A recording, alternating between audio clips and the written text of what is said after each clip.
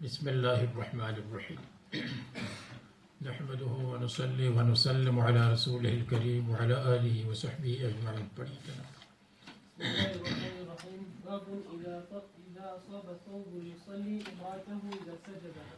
وبه قال حدثنا مسدد عن خالد قال حدثنا سليمان الشيباني وعن عبد الله بن شداد عن ميمونة رضي الله عنها قالت كان رسول الله صلى الله عليه وسلم يصلي وأنا حذاؤه وأنا حائض وربما أصابني ثوبه إذا سجد. قالت وكان يصلي على الحمرة.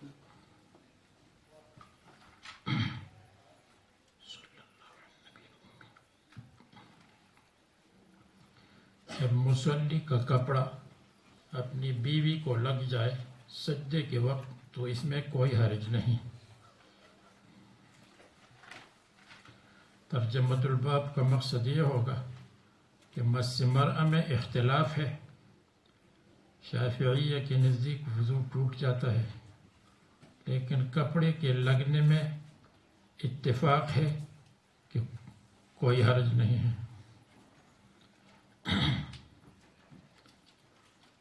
دوسرا مقصد یہ بیان کیا ہے کہ اگر کسی کے سامنے تصویر ہو تو مکروہ ہے.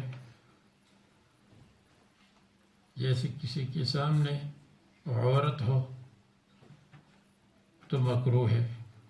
تو مصنف نے فرمایا اس میں کراہت نہیں ہے.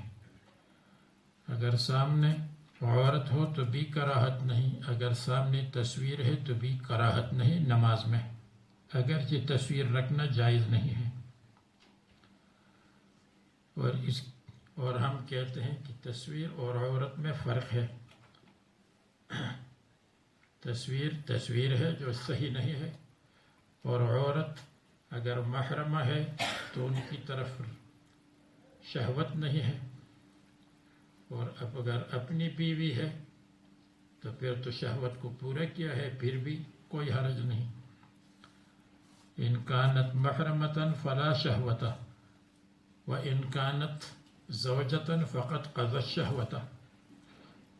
اس لیے عورت سامنے ہو تو کوئی حرج نہیں، تصویر سامنے ہو تو اچھی بات نہیں. تیسری بات یہ لکھی ہے کہ اس میں مسئلہ محاذات کی طرف اشارہ ہے کہ محاذات المرأہ مفسد صلاۃ نہیں ہے، اور احناف جو محاذات بتلاتے ہیں اس کے لیے شرائط ہیں. دونوں ایک نماز میں ہوں، ساتھ کھڑے ہوں، تحریمہ میں شریک ہوں. تو پھر احناف کے ہاں دو قول ہے. مشہور قول یہ ہے کہ چونکہ اخروہن من حیث اخرہن اللہ آیا ہے، اس لیے ان کو پیچھے کرنا لازم اور ضروری ہے. اگر محاذات ہو تو پھر فساد ہوگا، نماز فاسد ہوگی. اور احناف دوسری بات یہ کہتے ہیں کہ رسول اللہ صلی اللہ علیہ وسلم نے اپنی پیچھے حضرت انس کو اور یتیم کو کھڑا کر دیا، اور ام سلیم کو بالکل پیچھے کھڑا کر دیا. اگر گنجائش ہوتی تو ام سلیم کو اپنے بچوں کے ساتھ، اپنے بیٹے کے ساتھ کھڑا ہونا چاہیے، لیکن گنجائش نہیں، اس لیے ان کو بالکل پیچھے رکھا، محاذات میں نہیں رکھا. تو اس لیے ایک قول یہ ہے کہ محاذات مفسد ہے. ملا علی قاری کے نزدیک محاذات مفسد نہیں، کراہت کے درجے میں ہے.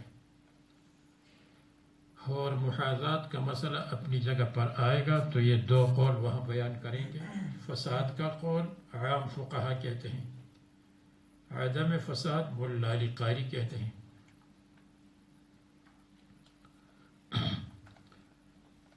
تین مسائل ہو گئے. مس میں اختلاف ہے، کپڑے میں اختلاف نہیں اگر لگ جائے. تصویر اور عورت مصنف کے ہاں برابر ہے، ہم کہتے ہیں برابر نہیں. اور محاذات مفسد نہیں ہے، احناف کے عام قول کے مطابق مفسد ہے. کان رسول اللہ صلی اللہ علیہ وسلم یصلی وَأَنَا حِذَاءَهُ یا حذاؤہ، اور میں برابر میں تھی حیض کی حالت میں. وربما اصابنی ثوبہ اذا سجد کپڑا لگ جاتا تھا. وکان یصلی علی الخمرۃ، خمرہ کا مطلب چھوٹا سا مصلی. اس کے بعد باب الصلاۃ علی الحصیر، چٹائی پر نماز پڑھ سکتے ہیں. یعنی اگر چٹائی پر نماز پڑھے یا فراش پر نماز پڑھے، چادر پر نماز پڑھے، کارپیٹ پر تو کوئی حرج نہیں. کہتے ہیں کہ یہ بعض لوگوں کی تردید کرتے ہیں، جیسے حضرت عائشہ سے مروی ہے کہ رسول اللہ صلی اللہ علیہ وسلم لم یکن یصلی علی الحصیر، چٹائی پر نماز نہیں پڑھتی تھی. مصنف کہتے ہیں جائز ہے. ممکن ہے کہ حضرت عائشہ سے جو مکروہ ہونا مروی ہے تو وہ اس لیے ہو کہ جعلنا جہنم للکافرین حصیرا، جہنم کافروں کے لیے جیل ہے، تو حصیر نہیں ہونا چاہیے. جواب یہ ہے کہ حصیر وہاں جیل کے معنی میں ہے اور یہاں چٹائی اور میٹ کے معنی میں ہے. حضرت جابر نے نماز پڑھی ابو سعید نے فی السفینہ قائما، اور سفینہ میں نماز پڑھنے کے وقت چٹائی وغیرہ کو بچھاتے ہیں، تو معلوم ہوا کہ چٹائی جائز ہے، عادتاً یہی ہے. یا مقصد یہ ہے کہ جب سفینہ درمیان میں حائل ہے تو کوئی حرج نہیں. اسی طرح اگر چٹائی درمیان میں حائل ہے تو کوئی حرج نہیں. سفینہ بھی غیر الارض ہے اور چٹائی بھی غیر الارض ہے. حسن کہتے ہیں یصلی قائما، سفینہ میں کھڑے ہو کر نماز پڑھے گا، ما لم یشق یا تشق علی اصحابک، جب تک اپنے ساتھیوں کے لیے باعث تکلیف نہ بنو، مشقت نہ ڈالو. تو سفینہ میں ائمہ ثلاثہ اور صاحبین کا مسلک یہ ہے کہ اگر قیام پر قدرت ہو تو قیام لازم ہے. کہاں گئے تھے چیئرمین؟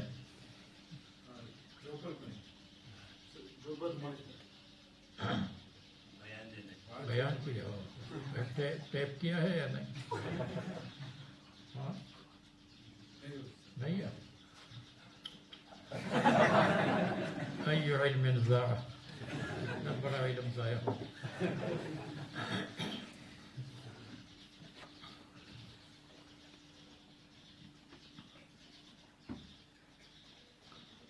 تو ائمہ ثلاثہ صاحبین کے نزدیک اگر قیام پر قدرت ہو تو قیام لازم ہے سفینہ میں. امام ابو حنیفہ فرماتے ہیں کہ بیٹھ کر نماز پڑھنا جائز ہے، اس لیے کہ عام طور پر سفینہ میں خصوصاً سمندر میں سر چکراتا ہے. تو چونکہ عام طور پر سر چکراتا ہے اس لیے قاعدہ نماز جائز ہے اگرچہ سر نہ چکرائے، اس لیے کہ عام طور پر ایسا ہوتا ہے. جس میں سر نہیں چکراتا اس میں قیام لازم ہے. جیسے اگر ٹرین میں کھڑا ہو جائے تو سر نہیں چکراتا، چکر نہیں آتا. اسی طرح اگر پلین ہو تو اس میں بھی نہیں آتا، تو اس میں قائمہ نماز ضروری ہے. ہاں اگر اتنا متحرک ہے کہ پھر کھڑا ہونا مشکل ہے تو پھر قاعداً پڑھ سکتے ہیں. اور مولانا مدنی رحمۃ اللہ علیہ فرماتے تھے کہ قاعداً بھی پڑھ سکتے ہیں ٹرین وغیرہ میں، اس لیے کہ گرنے کا خطرہ ہوتا ہے. اگر آدمی بس میں جا رہا ہو، نماز کا وقت ہو، تو ان سے کہہ دے کہ روک دو. اگر وہ نہیں روکتا تو پھر قاعداً نماز پڑھ لے، بعد میں قضا کر لے. یہ علماء نے لکھا ہے. جو لکھا ہے وہ آپ کے سامنے بیان کرتے ہیں ہم.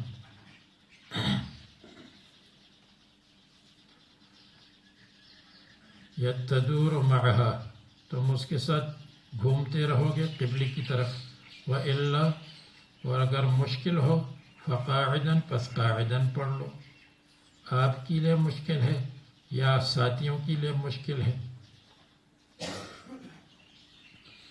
حدثنا عبد الله بن يوسف قال أخبرنا مالك عن إسحاق بن عبد الله بن أبي طلحة عن أنس بن مالك أن جدته ملیکہ، ایک قول یہ ہے کہ جدته کی ضمیر حضرت انس کو راجع ہے، اور حضرت انس کی جدہ کا مطلب ام الام، ملیکہ ام الام یعنی ام سلیم کی والدہ ملیکہ، اور یہی لکھا ہے حواشی وغیرہ میں، حاشیہ کی طرف ملیکہ بنت مالک ابن عدی وہی والدت ام انس، یہ حضرت انس کی نانی ہے، یہ لکھا ہے، لیکن بخاری کی دوسری طرق سے معلوم ہوتا ہے کہ یہ خود ام سلیم ہے، اور جدتہ کی ضمیر اسحاق کو راجع ہے، اسحاق کے والد ہے عبداللہ، اور عبداللہ ام سلیم کے بیٹے ہیں، جیسے انس بیٹے ہیں، تو انس اور عبداللہ ماں شریک بھائی ہیں، باپ شریک نہیں ہیں۔ تو یہ مختلف روایات میں پتہ چلتا ہے کہ یہ خود ام سلیم رضی اللہ عنہا ہے۔ تو آپ ایک جگہ دو جگہ دیکھ لیں، 101 ہماری کتاب میں،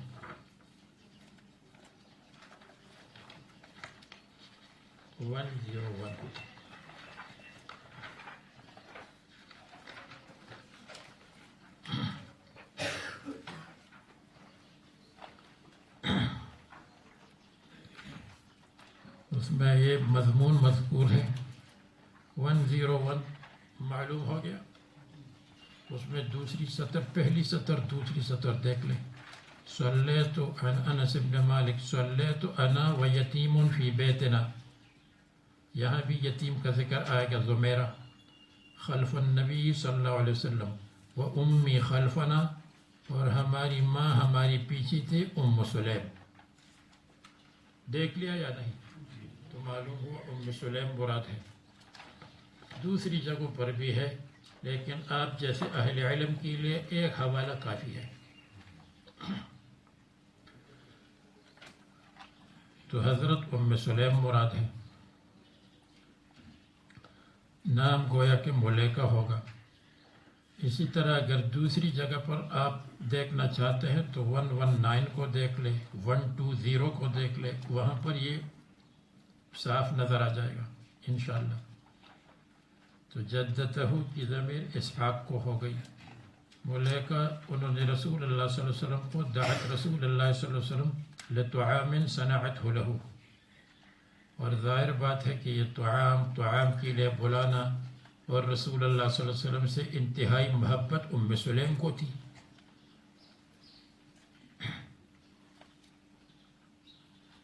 فَأَكَلَ مِنْهُ، پس رسول اللہ صلی اللہ علیہ وسلم نے طعام کھایا۔ اس سے معلوم ہوا کہ مقصود کو مقدم کرنا چاہیے غیر مقصود پر، کیونکہ یہاں مقصد کھانا تھا تو کھانا پہلے اور نماز بعد میں۔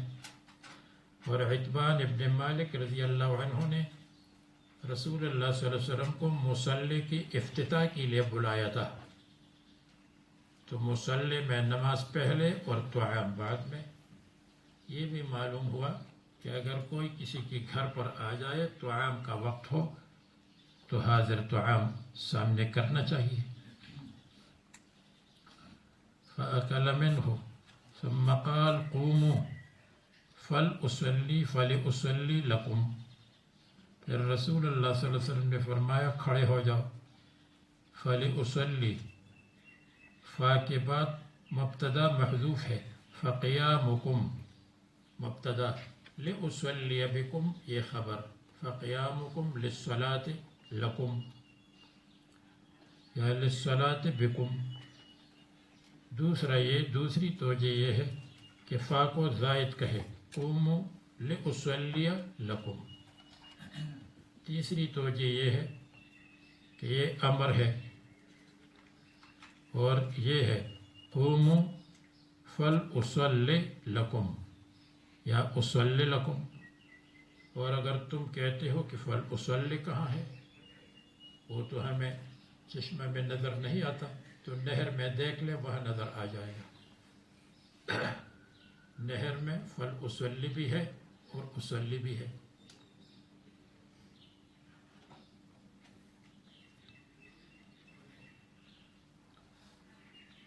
اب فقہا لکھتے ہیں کہ اگر 4 آدمی ہو تو تداعی ہے ورنہ نہیں ہے. اور یہاں تو یہاں 4 تھے، حضرت انس ہے اور دوسرا بھائی ہے، بھائی نہیں یتیم ہے اور عجوز ہے، اور ایک چوتھے کا ذکر تو تیسری جگہ ہے، تو 4 ہے. جب 4 ہو تو اس کو تداعی کہتے ہیں. لیکن انشاءاللہ اپنی جگہ پر آ جائے گا کہ تداعی کے اپنے معنی یہ ہے کہ لوگوں کو نفل کے لیے بلانا کہ آؤ آج نفل ہوگی. یہ ٹھیک نہیں ہے. اور اگر اتفاقاً لوگ جمع ہو جائے تو اس کو تداعی نہیں کہیں گے، اگرچہ 10-15 ہوں. جیسے آپ سبق کے لیے جمع ہیں اور میں کہوں چلو یار سب کا وضو ہے 2 رکعت جماعت کے ساتھ پڑھ لیں، تو ایک قول کے مطابق یہ تداعی نہیں ہوگی، اور دوسرے قول کے مطابق جب 4 سے زیادہ ہو تو تداعی ہے.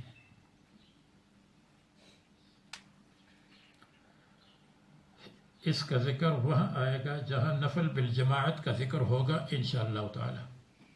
ابھی تو کافی بخاری باقی ہے، ابھی تو آپ بخاری کے زلفوں میں بیٹھے ہیں، آگے نہیں گئے.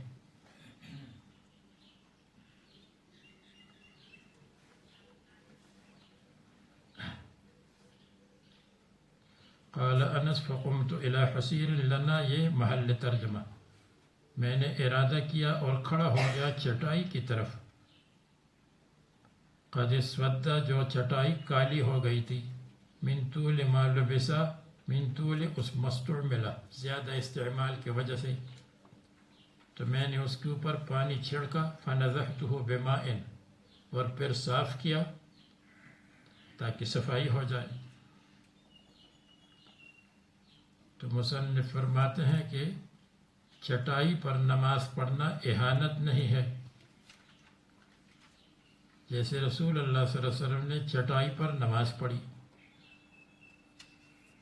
اور اگر قالین پر پڑھ لے تو یہ فخر نہیں ہے.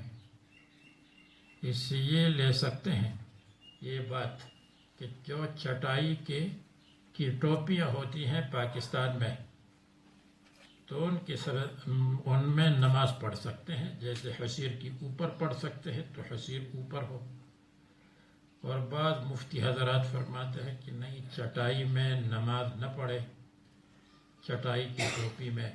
جیسے چٹائی کی ٹوپی لے کر کے خسر کے اور ساس کے پاس نہیں جا سکتے.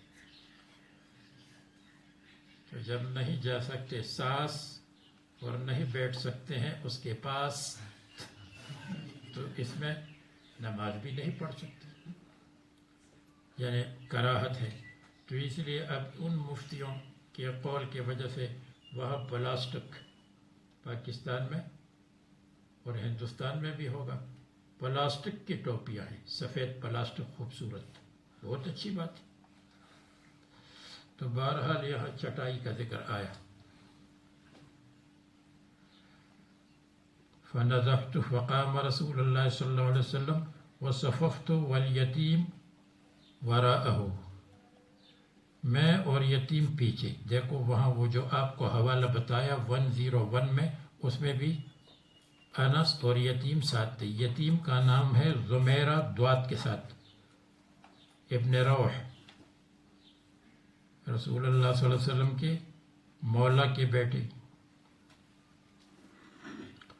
والعجوز من ورائنا، اور عجوز بڑھیا ہمارے پیچھے. اب بڑھیا کون ہے؟ تو دوسری جگہ آئی ہے ام سلیم، 40 سے اوپر ہو جائے تو بڑھیا ہے.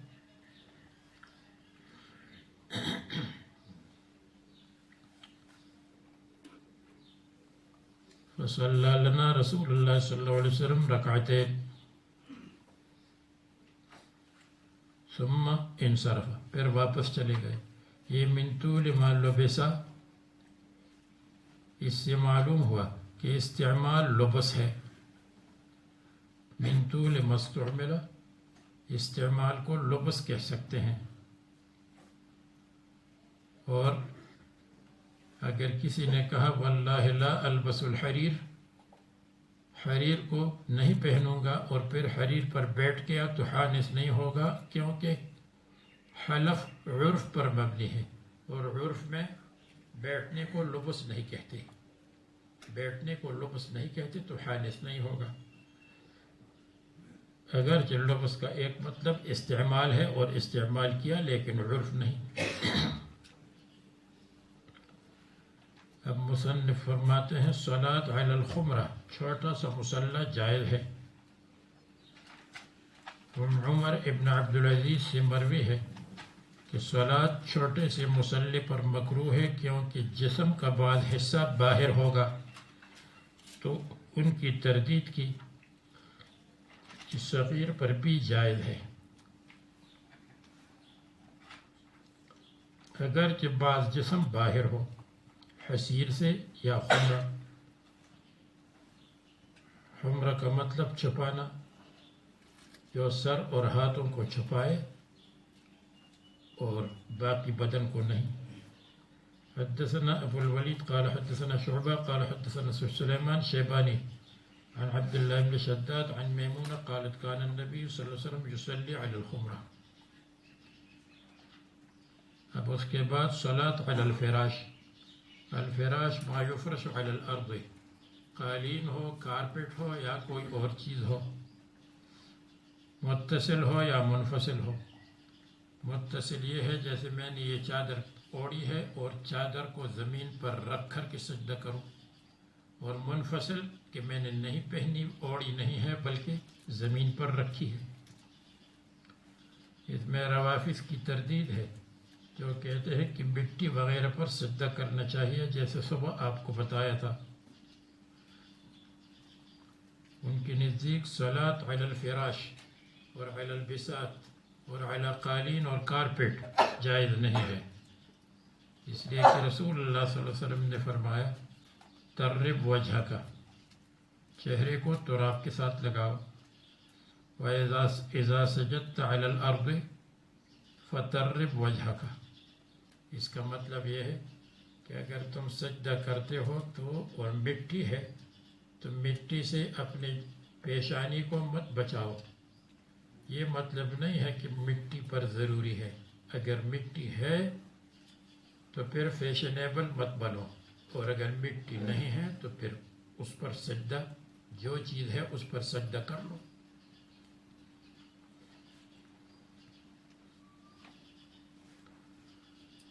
یا عفر وجہک فی التراب، اس کا بھی یہی مطلب ہے کہ مٹی سے بچنا نہیں چاہیے. کان النبی صلی اللہ علیہ وسلم یصلی علی الخمرۃ، اور اس کے بعد صلاۃ علی الفراش میں کیا؟ فقال انس وصلی انس بن مالک علی فراشہ، فراش بستر کو بھی کہتے ہیں، ما یفرش علی الارض کو بھی کہتے ہیں. قال انس كنا نصلي مع النبي صلی اللہ علیہ وسلم فيسجد احدنا على ثوبه.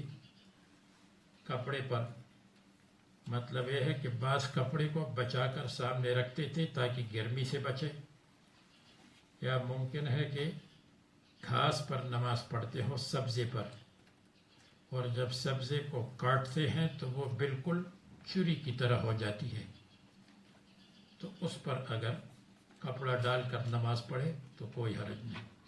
سمجھ، جب اس پر مشین پھیرتے ہیں تو وہ بالکل چھری کی طرح، تو اس پر کپڑا رکھ سکتے ہیں.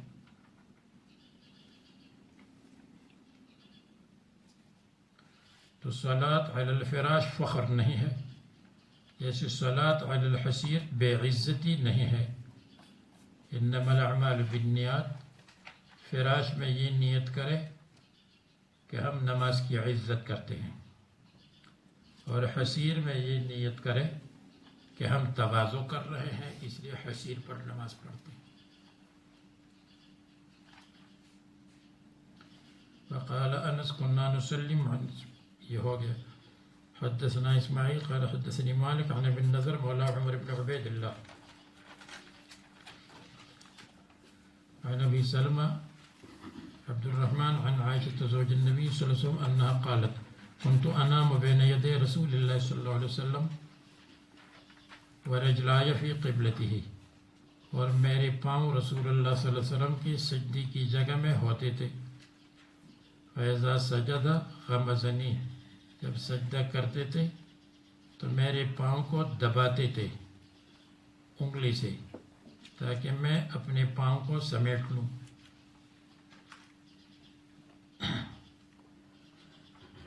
فَقَبَضْتُ رِجْلَيَّ، تو میں اپنے پاؤں کو سمیٹتی تھی.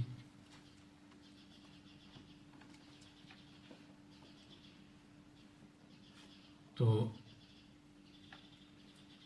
اگر کوئی کہے رسول اللہ صلی اللہ علیہ وسلم دوسری جگہ سجدہ کرتے، جہاں پاؤں ہے وہاں نہ کرتے، تو بتلاتی ہیں کہ اس زمانے میں چراغ وغیرہ نہیں تھا تو رسول اللہ صلی اللہ علیہ وسلم نے نہیں دیکھا، اور جیسے سر رکھتے تھے ہاتھوں کو رکھتے تھے تو میری پاؤں پر رکھ لیتے تھے کیونکہ چراغ نہیں.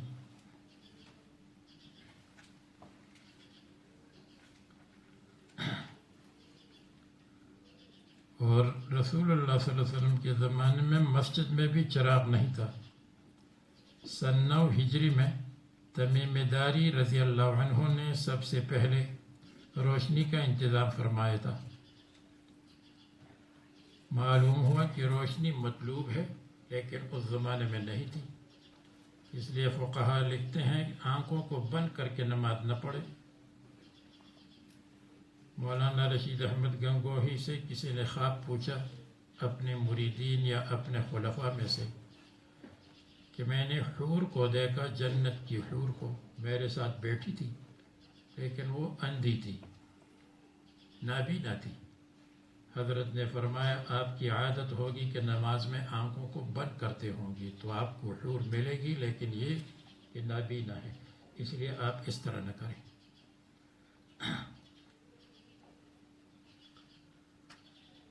تو بہرحال یہ روشنی کا انتظام نہ گھروں میں تھا اور نہ مسجد میں. تو فرماتے ہیں وَإِذَا قَامَ بَسَطْتُهُمَا، پھر میں پھیلاتی تھی. قالت وَالْبُيُوتُ يَوْمَئِذٍ لَيْسَ فِيهَا مَصَابِيحُ فَلَا يَرَى قَدَمَيَّ، یہ اس کے ساتھ مقدر ہے میرے قدمین کو نہیں دیکھتے تھے تاکہ سجدہ کرے دوسری جگہ پر ادھر یا ادھر سجدہ کرے.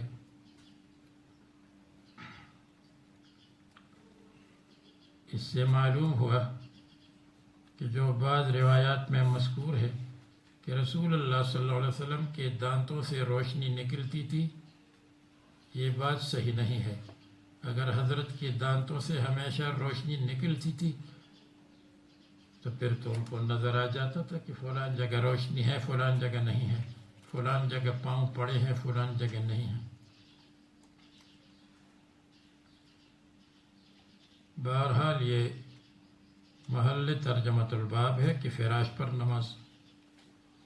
به حدثنا يحيى بن بكير قال حدثنا الليث ابن سعد عن عقيل عن ابن شهاب قال أخبرني عروة أن عائشة أخبرته أن رسول الله صلى الله عليه وسلم كان يصلي وهي بينه وبين القبلة، اور حضرت عائشہ ان کے اور قبلے کے درمیان تھی. على فراش أهله، اور بستر کے اوپر نماز پڑھتے تھے جو بستر زمین کے اوپر لگا ہوا ہو، رکھا ہوا ہو.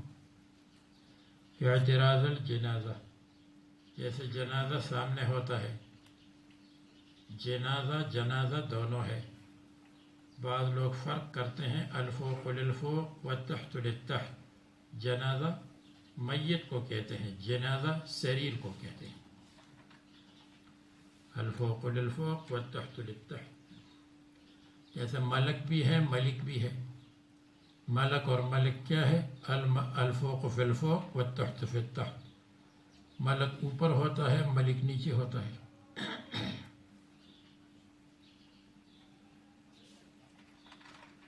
یہ کتاب الحج میں کافی سارے الفاظ آپ کو بتائیں گے. الخزانۃ لا تفتح، خزانہ کو مت کھولو اور فتح بھی مت دو، خزانہ کہو خزانہ مت کہو، اردو والا خزانہ۔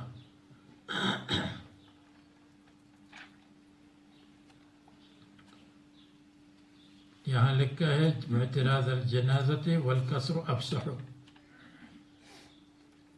تو جنازہ فوق ہے اور جنازہ نیچے۔ حدثنا عبد الله بن يوسف قال أخبرنا الليث عن يزيد عن عراق عن عروة أن النبي صلى الله عليه وسلم كان يصلي وعائشة معترضة بينه، حضرت عائشہ عرضاً پڑی رہتی تھی بینہ و بین القبلہ، علی الفراش الذی ینامان علیہ، جس بستر پر وہ دونوں سوتے تھے۔ یہ بستر زمین پر ہو، اگر چارپائی ہو تو اتنی لمبی چوڑی چارپائی تو اس زمانے میں نہیں تھی کہ اس پر آدمی بھی عورت بھی سوئی ہوئی ہو اور سجدہ بھی کرے، اس زمانے میں نہیں ہے، تو اس زمانے میں ایسی چارپائی کہاں ہوتی؟ یہ تو ٹرپل بیڈ ہو تب بھی مشکل ہے، کبھی چارپائی اور کبھی نیچے زمین پر سونا۔ پڑھو جناب۔ باب السجود على الثوب في شدة الحر. وقال الحسن كان القوم يسجدون على العمامة والقلنسوة ويداه في كمه. وبه قال حدثنا ابو الوليد هشام بن عبد الملك قال حدثنا بشر بن المفضل قال حدثني غالب القطان عن بكر بن عبد الله عن انس بن مالك رضي الله عنه قال كنا نصلي مع النبي صلى الله عليه وسلم فيضع احدنا طرف الثوب من شدة الحر في مكان السجود.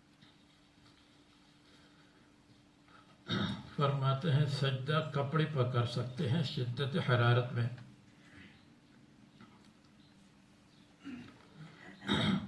اگر کپڑے پر سجدہ کرے، ما قبل میں صلاۃ ہو ثوب منفصل پر، جیسے یہ ہمارے سامنے جو کارپیٹ ہے، اور اب بیان کرتے ہیں ثوب متصل۔ ثوب متصل جو کپڑا پہنا ہوا ہے،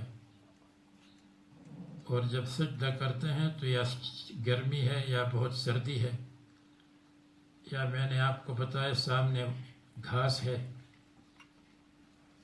جو چہرے کو کاٹتی ہے، تو اس سے بچنے کے لیے کپڑا ڈالا اور سجدہ کیا، جائز ہے۔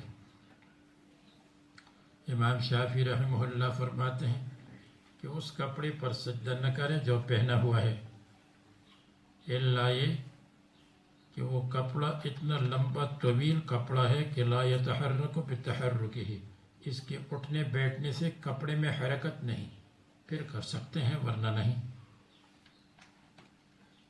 یا یہ کہ زخمی ہے تو زخم کو بچانے کے لیے سجدہ کرتا ہے تو پھر گنجائش ہے، اور ہم کہتے ہیں کہ بہتر یہ ہے کہ اپنے کپڑے جو پہنا ہوا ہے سجدہ نہ کرے، لیکن ضرورت کی وجہ سے یا کسی فائدے کے لیے کر سکتے ہیں، اس لیے کہ نماز میں مقصود سجدہ ہے۔ اس لیے فقہا لکھتے ہیں جو سجدے پر قادر نہیں اس سے قیام ساقط ہے، کیونکہ مقصود سجدہ ہے۔ اقرب ما یکون العبد الی اللہ تبارک و تعالی وہو ساجد، اللہ تعالیٰ کے آدمی سب سے زیادہ قریب ہوتا ہے سجدے کی حالت میں۔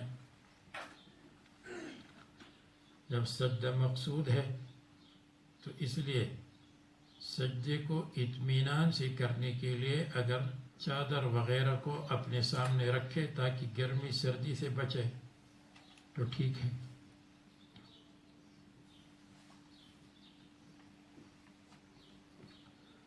حسن بصری فرماتے ہیں کہ لوگ سجدے کرتے تھے علی العمامت، عمامہ پر، علی کور عمامتہ، عمامے کے کور پر۔ کور کا مطلب جس کپڑے کو اوپر لپیٹتے ہیں اس کو کور کہتے ہیں، لپٹا ہوا حصہ۔ اذا کان دقیقاً، جب وہ ہو باریک ہو، اور اگر عمامہ اس طرح ہے جیسے ہمارے ہاں قبائل کا عمامہ ہوتا ہے جو کار کے پہیے کے برابر، تو اگر اس پر سجدہ کرے اور اس میں پیشانی زمین پر نہ لگے تو پھر سجدہ جائز نہیں ہے۔ لوگ صدق عمامہ پر قلنسوہ پر معلوم ہوا جب وہ نماز پڑھتے تھے تو عمامہ اور قلنسوہ ہوتا تھا، غیر مقلدوں کی طرح نہیں تھے کہ ننگے سر پڑھتے ہوں۔ آپ کو بتایا کانت لہو عمامۃ تسمى السحاب، حضور صلی اللہ علیہ وسلم کے عمامے کو سحاب کہتے تھے۔ کساها علی، حضرت علی کو دیا تھا۔ کان یلبسها ویلبس تحتها القلنسوہ، اس کی نیچے قلنسوہ بھی ہوتا تھا۔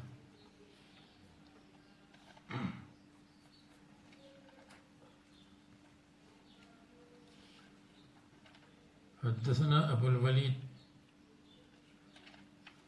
هشام بن عبد الملك قال حدثنا بشر بن مفضل قال حدثني غالب القطان عن بكر بن عبد الله عن انس بن مالك قال كنا نصلي مع النبي صلى الله عليه وسلم فيضع احدنا طرف الثوب، تو ہم رکھتے تھے کپڑے کے کنارے پر، کپڑے کے کنارے کو رکھتے تھے زمین پر۔ تو یہ نہیں فرمایا منفصل نہیں تھا، اگر منفصل ہوتا تو پھر یہ فرماتے کہ نسجد علی الثوب، بلکہ یہ جو کپڑا پہنا ہوا تھا اسی کا ایک حصہ آگے رکھا۔ من شدت الحر، شدت حر سے، فی مکان السجود۔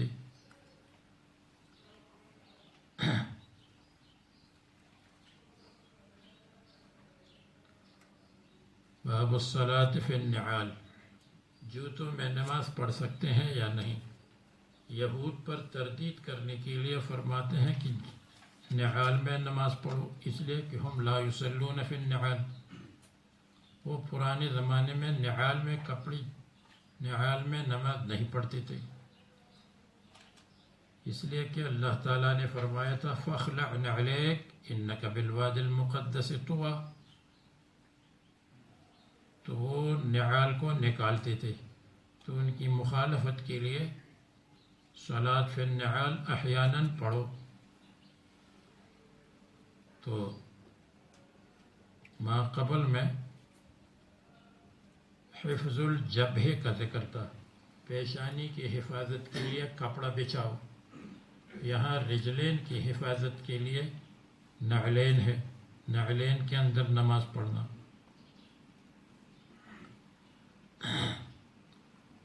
اس کے علاوہ بغیر نعلین کی بھی نماز ثابت ہے، اس لیے کہ مخالفت کے لیے یہ کافی ہے کہ کبھی کبھی نعلین میں پڑھے، کبھی بغیر نعلین کے، جیسے حدیث میں آتا ہے خالف الیہود فإنہم لا یصلون فی نعالہم وخفافہم، وہ نعلین اور خفین میں نہیں پڑھتے، تم پڑھو۔ اور دوسری روایت جس میں نعلین کے بغیر نماز ہے، کان رسول اللہ رأیت رسول اللہ صلی اللہ علیہ وسلم یصلی حافیا و متنعلا، بغیر جوتوں کے، جوتوں کے ساتھ، دونوں قسم کی نماز پڑھ سکتے ہیں۔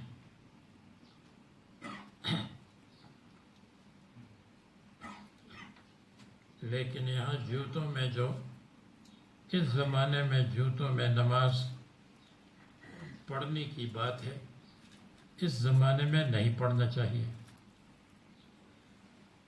نمبر 1، اس لیے کہ اس زمانے میں کارپیٹ نہیں بلکہ مسجد کے اندر کنکریاں تھیں، تو کنکریوں سے بچنے کے لیے جوتوں کے ساتھ نماز پڑھو۔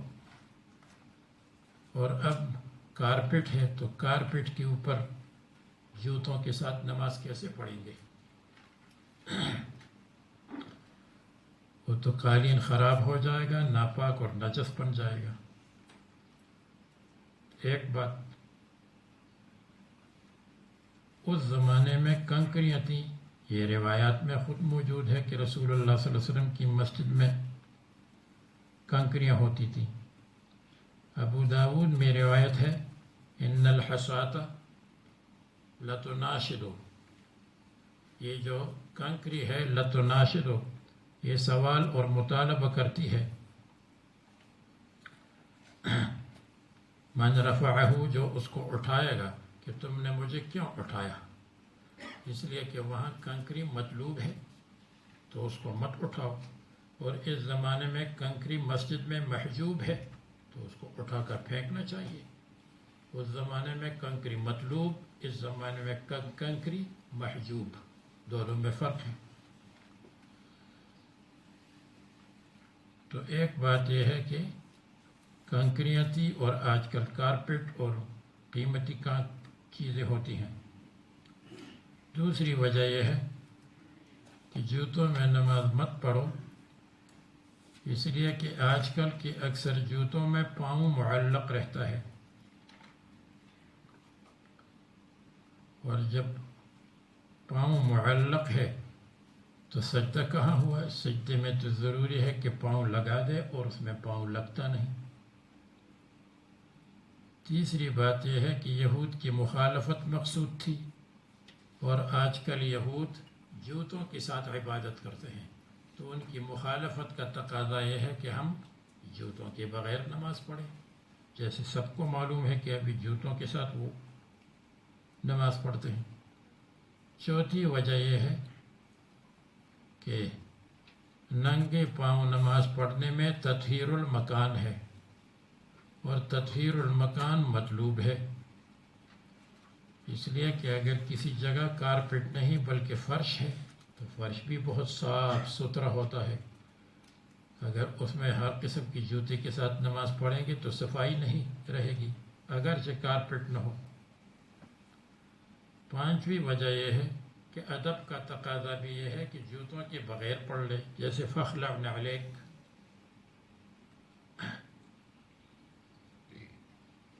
تو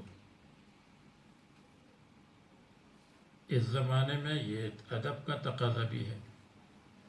اور چھٹی بات یہ ہے کہ آپ کو حدیث سنائی، رأیت رسول اللہ صلی اللہ علیہ وسلم کان یصلی حافیا و متناعلا، حافیا بھی آیا ہے، تو اگر متناعلا احیانا پڑھ لے، چپل میں نماز پڑھے جس چپل کے اندر انگلیاں لگتی ہیں، نہ کہ بوٹ، اس لیے کہ بوٹ میں تو پاؤں معلق ہوگا جیسے آپ کو بتایا، چپل میں کون نماز پڑھے گا؟ یہاں ساؤتھ افریقہ والے 1000 مرتبہ سوال کرتے ہیں کہ ہم حج میں چپل نہیں پہن سکتے کیونکہ ہمارے لیے مشکل ہے، تو وہ جوتا پہن سکتے ہیں جس کی اوپر پٹیاں ہوتی ہیں۔ جب یہاں کے لوگ چپل نہیں پہن سکتے تو چپل میں نماز کیسے پڑھیں گے؟ خلاصہ یہ ہے کہ چپل میں پڑھ سکتے ہیں پرانے زمانے میں، اور اب چپل نہیں بلکہ جوتا ہوتا ہے۔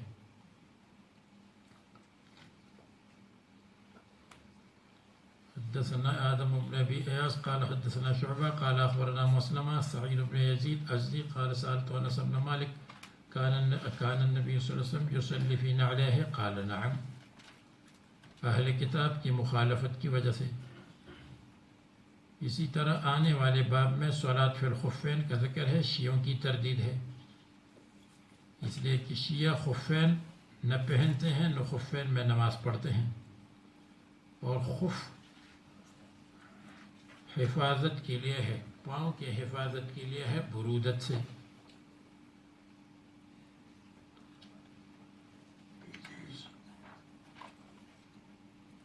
تو دیکھو یہ جو روایات میں آتا ہے یہود اور نصارہ کی مخالفت کرو کیونکہ وہ رنگ نہیں لگاتے، تو تم رنگ لگاؤ۔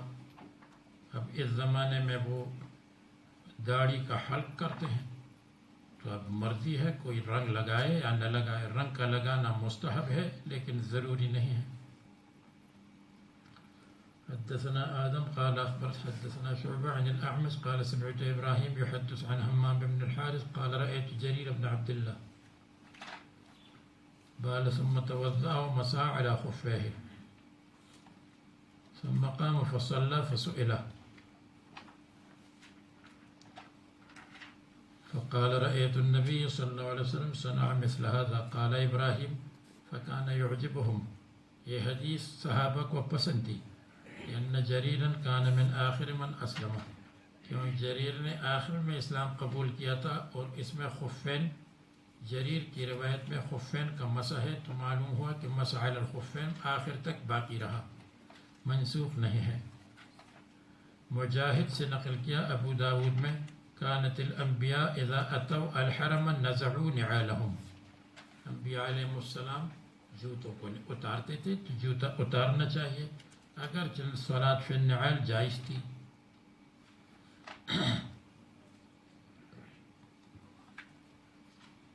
اس سے یہ بھی معلوم ہوا کہ جو دوسری قوم کے شعائر میں سے نہ ہو تو ان میں مخالفت لازم نہیں، جیسے جوتوں میں وہ نماز پڑھتے تھے لیکن ان کے شعائر میں سے نہیں ہے تو جوتوں میں نماز پڑھے یا بغیر جوتوں کے جائز ہے۔